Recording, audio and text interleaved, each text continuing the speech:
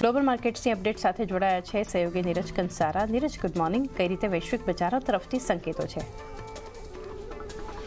જી good morning ચાંદીને. આજના દિવસે જો આપણને સંકેતો થોડાક સારા દેખાઈ રહ્યા છે. ઓવરઓલ આપણે ભારતીય બજારો માટે વાત કરીએ તો આમ તો ગઈકાલે ખાસ કરીને અમેરિકાના બજારોની અંદર થોડોક મિશ્ર કારોબાર રહ્યો હતો. નાસ્ડેક, S&P બંનેની અંદર લાલ ઝોનની અંદર કારોબાર જોવા મળ્યો હતો. ડાઓમાં ગઈકાલે સારી એક તેજી આપણને આવતી દેખાય. આજે અમેરિકા અને ચીન વચ્ચે અત્યારે જે ખાસ કરીને ફરી પાછા એક વખત ટ્રેડ ટેન્શન્સ વધી રહ્યા છે. આપણને એવું લાગતું હતું કે સ્થિતિ સુધરી રહી છે, પરંતુ ફરી પાછા જે ટ્રમ્પે વલણ બદલ્યું છે એને લઈને બજારની અંદર આ પ્રકારનો કારોબાર આપણને ખાસ કરીને જોવા મળી રહ્યો છે.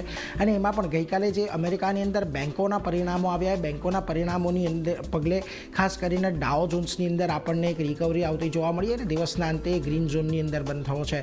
ખાસ કરીને જુઓ, ગઈકાલે આપણને પરિણામ આવતા દેખાયા. એમાં બેન્કોની વાત કરીએ તો ગોલ્ડમેન સેક્સ પરિણામ એ અનુમાનથી ઘણા સારા રહેતા જોવા મળ્યા છે આપણને, એટલે એને લઈને એક તેજી રહી. બીજી તરફ JP મોર્ગનના પણ પરિણામ એક સારા આપણને અનુમાન કરતા રહેતા જોવા મળ્યા. બીજી તરફ સિટી ગ્રુપે પણ પરિણામ રજૂ કર્યા હતા.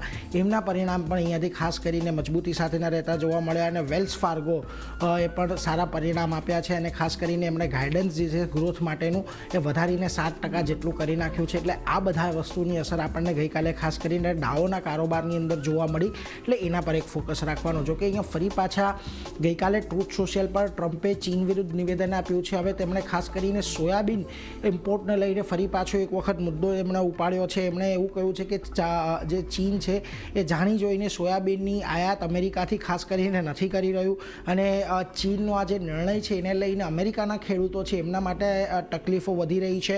બીજી તરફ કુકિંગ ઓઇલ કારોબાર જે છે અહીંયાથી ચીન નષ્ટ કરવા માંગે છે આખા વિશ્વનું, એવું તેમનું કહેવું છે.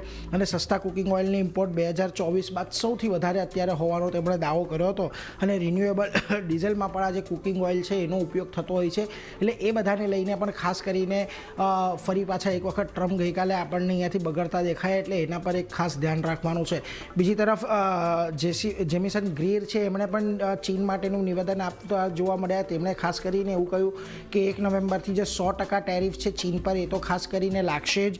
હવે ટેરિફ એ વાત પર આધારિત છે કે ચીન આગળ જતાં કેવા પગલાં લે છે, શું ખાસ કરીને રેર અર્થ મિનરલ છે કે ફરી પાછો આજે જે આપણને આ સોયાબીનનો મુદ્દો ઉપાડ્યો છે એ બધાને લઈને ચીનનું વલણ કેવું રહે છે. એમનું કહેવું છે કે ચીન પોતે જ પોતાની સ્થિતિ બગાડી રહ્યું છે. જો કે હજી પણ એમણે એવું પણ કહ્યું કે ટ્રમ્પ અને શી જિનપિંગની જે બેઠક થવાની છે એને લઈને હજી કોઈ કેન્સર રદ થવાના સમાચાર નથી, એટલે એના પર એક ધ્યાન રાખવાનું. આ બધાની વચ્ચે ગઈકાલે જેરોમ પોવેલનું નિવેદન મહત્ત્વનું આવ્યું. એમણે કહ્યું કે સપ્ટેમ્બરની બેઠક બાદ અત્યારે જે પરિસ્થિતિ છે એમાં અંદર કોઈ પરિવર્તન નથી આવ્યું. અત્યારે જે શટડાઉન થઈ છે એ શટડાઉનને કારણે ઘણા બધા સરકારી કર્મચારીઓને છૂટા કરવામાં આવ્યા છે, એટલે એની અસર આવનારી પોલિસી પર કદાચ આપણને જોવા મળે. અને શટડાઉનની વચ્ચે ખાસ કરીને જે આંકડાઓ આવે છે આંકડાઓ પર અહીંયાથી ખાસ કરીને નજર રાખી રહ્યા છે, એટલે એ બધી વાતો પર નજર રાખીશું. પરંતુ આ બધાની વચ્ચે જો આજે એશિયાના બજારો તમને એક પોઝિટિવિટી સાથેનો કારોબાર દર્શાવી રહ્યા છે. ખાસ કરીને નિક્કેઈની અંદર આજે સવારથી આપણને ગ્રીન ઝોનની અંદર કારોબાર જોવા મળી રહ્યો છે. તો કોરિયા અને તાઇવાનના બજારો પણ આજે જો એક સારી તેજી સાથેના કામકાજ દર્શાવી રહ્યા છે. આ ઉપરાંત હેંગસેંગ, શાંઘાઈ, સ્ટ્રેટ ટાઈમ્સ આ બધી જ જગ્યાએ આજે ગ્રીન ઝોનની અંદર આપણને કારોબાર જોવા મળી રહ્યો છે. પરંતુ આ બધાની વચ્ચે આવો આજે આપણા ગિફ્ટ નિફ્ટી પર તો ગઈકાલે આપણે કેશ લેવલ પર ઘટાડા સાથે બંધ થયા હતા. અને ખાસ કરીને આપણે નિફ્ટી ફ્યુચર્સ છે 25206 પર બંધ થયા હતા. 25288ના ગિફ્ટ નિફ્ટી સંકેત આપી રહ્યું છે. એટલે ફરી પાછો એક ટેકનિકલ બાઉન્સ આજના દિવસે આવે શરૂઆતમાં, એવી તો શક્યતા આપણને અત્યારે પૂરેપૂરી ચારની લાગી રહી છે. જી નીરજ, આભાર આપનો સમગ્ર